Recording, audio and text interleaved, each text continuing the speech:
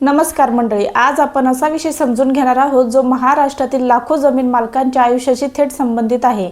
अनेक लोकांकडे जमिनीची सर्व कागदपत्रे असतात, त्यांच्या नावावर नोंदणीकृत खरेदी खत असते, सातबारा त्यांच्या नावावर असतो, फेरफार मंजूर झालेला असतो, महसूल अभिलेखात त्यांचे नाव असते, मालकी सिद्ध करणारी सर्व कागदपत्रे त्यांच्या हातात असतात।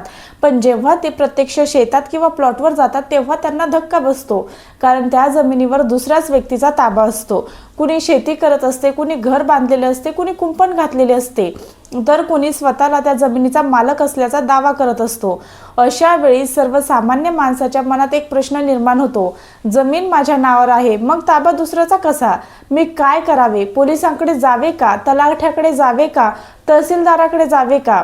की थेट कोर्टात दावा दाखल करावा? आज आपण या विषयामागील संपूर्ण कायदेशीर वास्तव, सामान्य लोकांच्या सर्वात मोठ्या चुका आणि योग्य कायदेशीर उपाय सविस्तर समजून घेणार आहोत। सर्वप्रथम एक अत्यंत महत्त्वाची गोष्ट समजून घ्या। अनेक लोकांना वाटते की सातबाऱ्यावर नाव आले म्हणजे आपोआप जमीन आपल्या ताब्यात येते, पण हे पूर्ण सत्य नाही। कायद्यामध्ये मालकी हक्क आणि प्रत्यक्ष ताबा या दोन वेगळ्या गोष्टी आहेत। एखादी व्यक्ती मालक असू शकते पण तिच्याकडे प्रत्यक्ष ताबा नसू शकतो। त्याचप्रमाणे एखाद्या व्यक्तीकडे ताबा असू शकतो पण ती व्यक्ती कायदेशीर मालक असेलच असे नाही। हा फरक समजला नाही तर अनेक लोक चुकीची पावले उचलतात आणि अनेक वर्षे न्यायालयात अडकून पडतात। समजा तुम्ही एखादी जमीन खरेदी केली, नोंदणीकृत खरेदी खत झाले, फेरफार मंजूर झाला, सातबाऱ्यावर तुमचे नाव आले, तुम्हाला वाटले आता जमीन पूर्णपणे तुमची झाली। पण तेव्हा तुम्ही प्रत्यक्ष जमिनीवर गेला तेव्हा दुसरी व्यक्ती म्हणाली, ही जमीन मी अनेक वर्षापासून कसत आहे, मी इथून जाणार नाही। अशा परिस्थितीत फक्त सातबारा दाखवून तुम्ही त्या व्यक्तीला हाकलून लावू शकत नाही, कारण कायदा स्वतःच्या हातात घेण्याची परवानगी कुणालाही देत नाही। अनेक लोकांची पहिली चूक म्हणजे ते नातेवाईक, मित्र किंवा गावातील लोकांना घेऊन जातात आणि जबरदस्तीने ताबा घेण्याचा प्रयत्न करतात। काही जण ट्रॅक्टर घेऊन जातात, कुंपण तोडतात, पिके नष्ट करतात किंवा बांधकाम पाडण्याचा प्रयत्न करतात। त्यांना वाटते की जमीन माझ्या नावावर आहे म्हणून मला सर्व अधिकार आहेत, पण अशा प्रकारची कृती अनेक वेळा स्वतः त्यांच्या विरुद्ध फौजदारी गुन्हा निर्माण करू शकते। त्यामुळे मालकी हक्क असला तरी कायदेशीर प्रक्रिया पाळणे आवश्यक असते।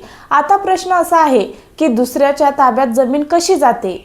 याची अनेक कारणे असू शकतात। काही वेळा जुने वाटप झालेले असते पण कागदपत्रे नसतात, काही वेळा तोंडी व्यवहार झालेले असतात, काही वेळा भाडेकरू अनेक वर्ष ताब्यात असतो, काही वेळा शेजारच्याने हळूहळू अतिक्रमण केलेले असते, काही वेळा वारसांमध्ये वाद असतो, काही वेळा खरेदी खत झाले पण प्रत्यक्ष ताबा दिलाच गेला नाही, काही वेळा फसवणूक झालेली असते। त्यामुळे प्रत्येक प्रकरणाची कारणे वेगळी असतात। समजा तुम्ही जमीन विकत घेतली पण विक्रेत्याने प्रत्यक्ष ताबा दिलाच नाही। अशा वेळी केवळ खरेदी खत करून काम संपत नाही। व्यवहाराचा सर्वात महत्त्वाचा भाग म्हणजे प्रत्यक्ष ताबा मिळणे। म्हणूनच कोणतीही जमीन खरेदी करताना प्रत्यक्ष जागेवर जाऊन पाहणी करणे, ताबा कुणाकडे आहे हे तपासणे आणि आवश्यक असल्यास पंचनामा करून घेणे अत्यंत महत्त्वाचे असते। आता समजा जमीन तुमच्या नावावर आहे आणि दुसरी व्यक्ती शेती करत आहे, तुम्ही थेट पोलीस स्टेशनमध्ये जाऊन तक्रार करू शकता। अनेक लोकांचा हा सर्वात मोठा गैरसमज असतो। पोलीस तक्रार म्हणजे मालकी हक्काचा वाद सोडवत नाही। जर प्रश्न मुख्यतः मालकी किंवा ताब्याचा असेल तर तो अनेक वेळा दिवाणी स्वरूपाचा वाद असतो। अशा वेळी योग्य दिवाणी न्यायालयात दावा दाखल करावा लागू शकतो। मात्र जर जबरदस्ती, मारहाण, धमकी, फसवणूक, बनावट कागदपत्रे किंवा इतर फौजदारी बाबी असतील तर पोलीस कारवाईचा प्रश्न देखील निर्माण होऊ शकतो। अनेक लोक विचारतात की सातबारा माझ्या नावावर आहे म्हणजे कोर्ट माझ्याच बाजूने निर्णय देईल का? याचे उत्तर सरळ नाही, कारण न्यायालय फक्त सातबारा पाहून निर्णय देत नाही। न्यायालय खरेदी खत, जुने दस्तऐवज, प्रत्यक्ष ताबा, महसूल नोंदी, साक्षीदार, परिस्थिती, व्यवहाराचा इतिहास आणि इतर सर्व पुरावे तपासते। सातबारा महत्त्वाचा असतो पण तोच अंतिम पुरावा नसतो। आता आणखी एक महत्त्वाचा मुद्दा समजून घेऊया। काही लोक 30-40 वर्षांपासून एखाद्या जमिनीवर ताब्यात असतात। त्यांनी शेती केलेली असते, विहीर काढलेली असते, झाडे लावलेली असतात, घर बांधलेले असते। दुसरीकडे मालकाने कधीच जमिनीकडे लक्ष दिलेले नसते। अशा परिस्थितीत अनेक गुंतागुंतीचे कायदेशीर प्रश्न निर्माण होऊ शकतात। त्यामुळे प्रत्येक प्रकरणातील वस्तुस्थिती वेगळी असते। जर तुमच्या नावावर जमीन असेल आणि दुसऱ्याने अतिक्रमण केले असेल तर सर्वप्रथम घाईघाईने कोणतीही कृती करू नका। जमिनीची सर्व कागदपत्रे गोळा करा। खरेदी खत, सातबारा, फेरफारे, नकाशे, जुने मोजणी मोजणी नोंदी, जुने दस्तऐवज, कर पावत्या, ताब्याचे पुरावे आणि इतर सर्व कागदपत्रे व्यवस्थित तपासा, कारण न्यायालयात भावना नाही तर पुरावे चालतात. त्यानंतर प्रत्यक्ष जमिनीची स्थिती समजून घ्या. ताब्यात असलेली व्यक्ती कोण आहे, ती किती वर्षापासून आहे, कोणत्या आधारावर आहे, तिच्याकडे काही कागदपत्र आहेत का, ती भाडेकरू आहे का, नातेवाईक आहे का, वारस आहे का, की पूर्णपणे अतिक्रमण करणारी व्यक्ती आहे. या सर्व गोष्टींचा अभ्यास करणे आवश्यक आहे.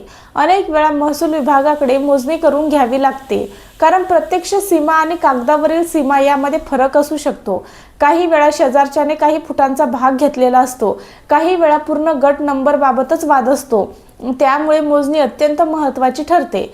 जर समोरची व्यक्ती स्वेच्छेने ताबा देत नसेल तर योग्य दिवाणी न्यायालयात ताबा मिळवण्यासाठी दावा दाखल करण्याची वेळ येऊ शकते. अशा दाव्यामध्ये न्यायालय मालकी, ताबा, पुरावे आणि संबंधित परिस्थिती तपासते.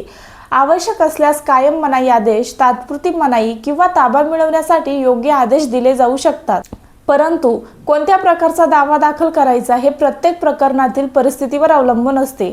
अनेक लोक वर्षानुवर्षे काही कारवाई करत नाहीत. त्यांना वाटते आज नाही तर उद्या जमीन मिळेल, पण वेळ निघून गेल्यावर पुरावे कमकुवत होतात, साक्षीदार उपलब्ध राहत नाहीत, कागदपत्रे हरवतात आणि वाद अधिक गुंतागुंतीचा बनतो. त्यामुळे आपल्या हक्काबाबत निष्काळजी राहणे धोकादायक ठरू शकते. एक महत्त्वाचा मुद्दा म्हणजे अनेक लोक दलालांच्या सांगण्यावरून जमीन विकत घेतात. त्यांनी प्रत्यक्ष ताबा तपासलेला नसतो, फक्त कागदपत्रे पाहून व्यवहार करतात. नंतर त्यांना समजते की प्रत्यक्ष ताबा दुसऱ्याच व्यक्तीकडे आहे. त्यामुळे कोणतीही जमीन खरेदी करण्यापूर्वी प्रत्यक्ष जागेवर जाऊन पाहणी करणे ही सर्वात महत्त्वाची गोष्ट आहे.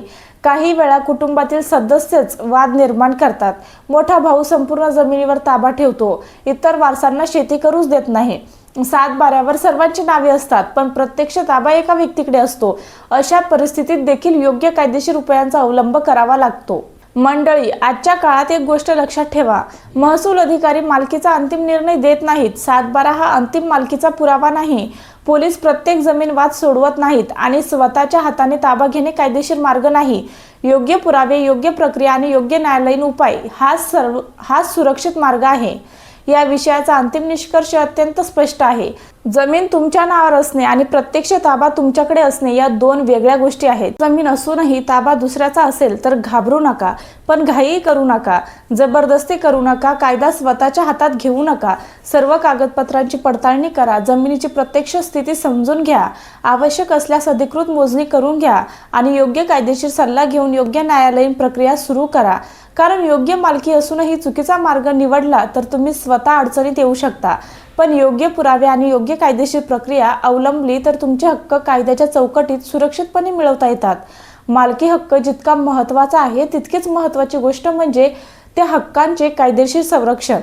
म्हणून भावना किंवा रागाने नाही तर कायद्याच्या मार्गाने लढा, कारण शेवटी न्यायालय पुराव्यांवर निर्णय देते आणि कायद्याचे मार्गच कायमस्वरूपी समाधान देणारा मार्ग असतो.